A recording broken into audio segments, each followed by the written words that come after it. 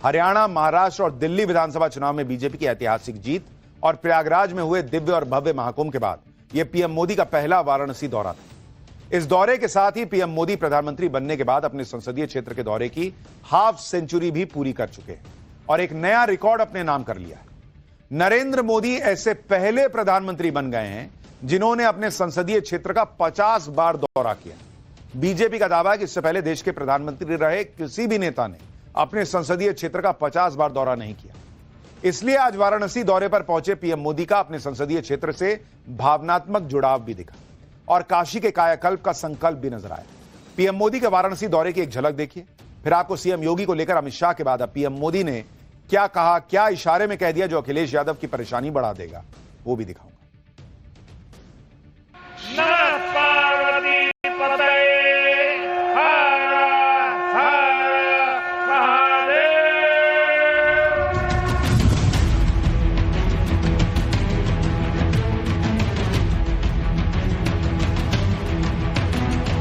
काशी के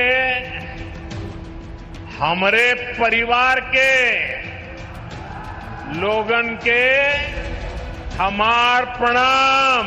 आज काशी सिर्फ पुरातन नहीं, मेरी काशी प्रगतिशील भी है।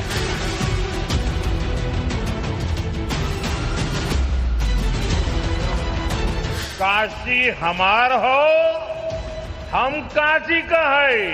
काशी ने पिछले 11 वर्ष में बदलती हुई इस काशी को देखा है।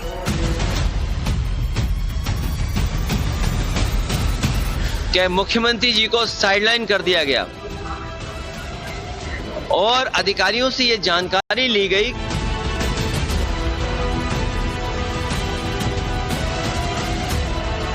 का सिद्धांत है परिवार का साथ, परिवार का विकास।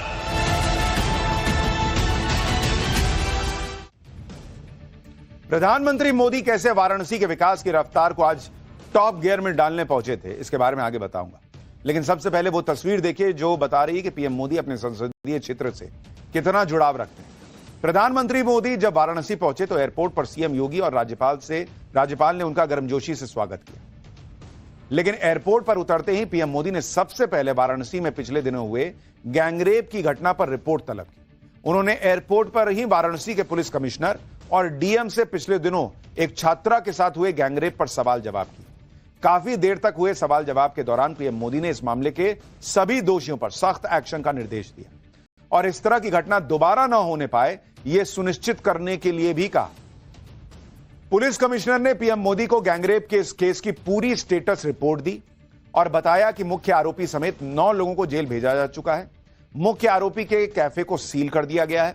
दरअसल गैंगरेप की यह घटना 15 दिन पहले की है। आरोप है कि 29 मार्च को 23 आरोपियों ने 18 साल की एक एथलीट का गैंगरेप किया और फिर उसे सड़क पर फेंक कर चले गए। पीड़ित बदहवास हालत में घर पहुंची और 2 दिन तक बेहोश रही थी। लेकिन पीएम मोदी को यह बात याद थी और उन्हें इस बात की चिंता थी कि मेरे संसदीय क्षेत्र में यह घटना हुई है, इस पर क्या एक्शन हुआ। तो वो जैसे पहुंचे सबसे पहले वहीं एयरपोर्ट पर उन्होंने स्टेटस रिपोर्ट ले ली कि बताओ भाई क्या किए। यानी एक तरफ पीएम मोदी हैं जिन्होंने इस घिनौने कांड पर संवेदनशीलता दिखाई और वाराणसी पहुंचते ही प्रशासन को टाइट भी कर दिया। दूसरी तरफ अखिलेश यादव एंड पार्टी को देखिए जो लगातार इस मुद्दे पर राजनीति कर रहे हैं।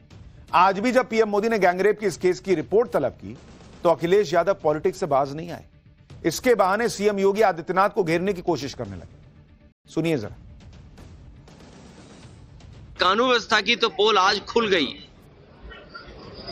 आज कानून व्यवस्था की पोल इसलिए खुल गई कि मुख्यमंत्री जी को साइडलाइन कर दिया गया और अधिकारियों से यह जानकारी ली गई कि आखिरकार उस घटना में कितने दोषी पकड़े गए हैं। अखिलेश यादव को दिक्कत हो रही है कि पीएम ने क्यों अधिकारियों से पूछ लिया क्या एक्शन हुआ है। शायद वो भूल गए कि एक जमाना ऐसा भी था, कुछ सरकारें ऐसी भी थी, कुछ नेता ऐसे भी थे जो बोल दिया करते थे रेप के बाद लड़कों के लिए कि लड़के हैं गलती हो जाती है। आज की डेट में कम से कम ऐसी सरकार है जो पूछ तो रही है कि एक लड़की के साथ ऐसा कैसे हो गया। कड़ी से कड़ी सजा दो, लड़के हैं गलती हो जाती, ये नहीं चलेगा। जो अखिलेश यादव सोते जागते केंद्र में पीएम मोदी और यूपी में सीएम योगी की डबल इंजन सरकार के पटरी से उतरने के सपने देख रहे हैं, उनके सारे सपने आज नरेंद्र मोदी के वाराणसी दौरे से टूटने लगे, क्योंकि आज पीएम मोदी के वाराणसी दौरे में सीएम योगी के साथ उनकी शानदार केमिस्ट्री फिर नजर आई। योगी आदित्यनाथ ने पीएम मोदी को कमल छतरी गिफ्ट में दी और पीएम मोदी ने खुद अपने हाथों से मंच पर ही सीएम योगी के हाथ में मौजूद कमल छतरी से कमल के फूल को खिलाकर दिखाया और इशारा कर दिया कि 2027 में भी यूपी में कमल की बागडोर योगी आदित्यनाथ के हाथ में ही रहने वाली है। यह गिफ्ट पीएम मोदी के लिए बेहद खास था, क्योंकि इसे वाराणसी की रजिस्टर्ड जीआई टैग वाली काष्ठा कला से तैयार किया गया। यह जीआई टैग क्या होता है, जिसमें पीएम मोदी की पहल पर यूपी नंबर 1 हो चुका है, यह भी आगे बताऊंगा। लेकिन पहले यह देखिए कि आज भी वाराणसी के विकास के लिए पीएम मोदी ने कैसे खजाना खोल दिया। पीएम मोदी ने वाराणसी को 3,884 करोड़ रुपए की 44 परियोजनाओं की सौगात दी। आज पीएम मोदी ने 1,629 करोड़ रुपए के 19 परियोजनाओं का उद्घाटन भी किया। इसमें जल जीवन मिशन से जुड़ी 345 करोड़ की 130 ग्रामीण पेयजल योजनाएं शामिल हैं। 50,000 घरों के 3,25,000 लोगों को पीने का साफ पानी मिल रहा है। वहीं पीएम मोदी ने 2,255 करोड़ रुपए की 19 परियोजनाओं का शिलान्यास किया। इससे पहले पिछले 11 सालों में वाराणसी को स्वास्थ्य, पर्यटन, कनेक्टिविटी के लिए 50,000 करोड़ रुपए से अधिक की परियोजनाओं की सौगात मिल चुकी है। जो जाता है वाराणसी वो खुद ही कहता है भाई कि भाई एकदम पलट गई है तस्वीर, वाराणसी चमक गया है।